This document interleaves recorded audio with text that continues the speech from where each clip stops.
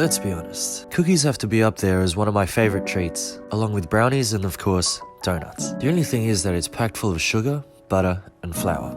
So I did my research on what I could use as an alternative for those components. We researched, we tested, we baked, we ate a lot of cookies. Ooh, so good.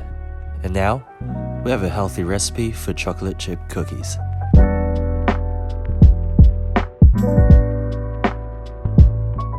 Alright, you're probably thinking, hang on, how are you going to do this without those key components? And I can answer that by using these ingredients. 1 cup or 240 grams of smooth, runny peanut butter. You can use almond butter or any type of nut butter as long as it's runny. 2/3 of a cup or 135 grams of Golden Monk Fruit Sweetener. This replicates brown sugar. 1/2 teaspoon of baking soda, 1 large egg, 1/2 cup or 90 grams of dark chocolate chips, and 1/2 cup or 90 grams of dark chocolate. But before any of this, we need to wash our hands for 20 seconds. I say, I want it that way. Tell me why! Oh man. First, you'll need to preheat your oven to 175 degrees Celsius. We're gonna go ahead and mix all the ingredients except for the dark chocolate into a bowl. Crack your egg in and mix.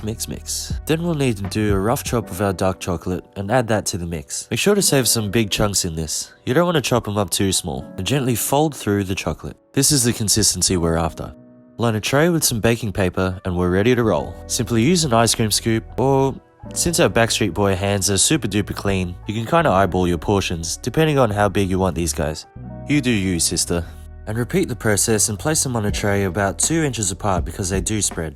I managed to get about 6 cookies out of this batch, but they did end up being pretty big, so it all depends on your portion sizes. Now the next part I kinda screwed up. Apparently you're only meant to slightly flatten your dough, but my biceps thought it would be a fantastic idea to completely crush a life out of him. So, don't do this. Another tip would be to refrigerate your dough at this point for 2 hours or even overnight for a better end result. But if you're impatient and have a cookie addiction like myself, they're still fine to be baked as they are. Throw them in the oven for 10 minutes and no longer. It may look and feel soft, but keep in mind that the residual heat continues to cook it through as it cools down. And there you have it. Flourless, dairy-free, gluten-free, and refined sugar-free cookies. Stay safe and stay tuned for more healthy recipes and fitness tips.